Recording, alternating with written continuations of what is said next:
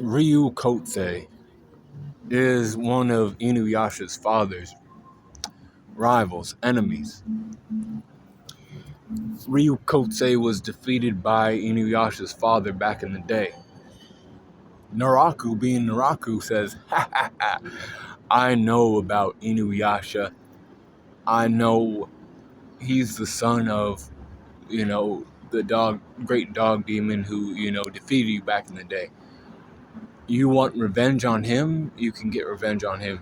You can help me out in the process. I'll give you a Seikon Jewel Shard so you can become powerful, even more powerful than you were in your prime during those days." And Ryokotsusei accepted, Naraku's offer, and then he became more powerful. But also, Totosai told Inuyasha, you have to go slay Ryokotsusei so you could obtain the Backlash Wave. And obtaining the Backlash Wave, Tensaiga will become, lighter. You can wield it better. Because at this point in time, Inuyasha was having problems wielding Tensaiga. It was heavier. And it had even broke too. But Totosai was like, hey, in order to become more powerful with the Tensaiga, you have to slay more demons, acquire their abilities, and, effectively you'll master the weapon. But you have to, defeat these demons, collect their abilities,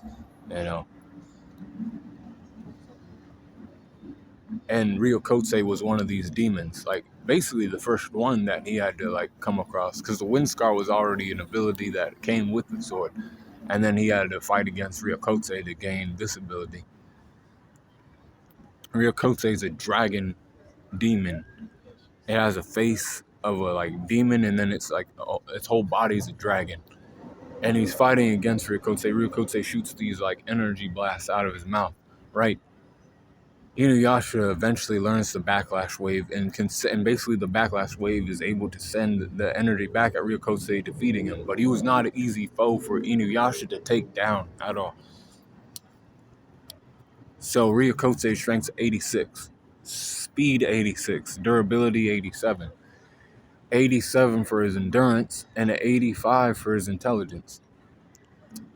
93 for his experience, and an 85 for his close skills. 85 for his range skill, and an 81 for his recoup. 86 for his hacks, and an 86.1 for his overall power score for Ryokotsusei. It was Inuyasha's first step in becoming a more powerful, half-breed. That's what this fight served for Inuyasha. And then Ryokotsusei died, He thought he had a chance because Inuyasha is basically seen as only half of what his father is at best because he's a half-breed. But then, Inuyasha ended up proving Ryokotsusei wrong and defeated him. But beat Cool Claw in the corner.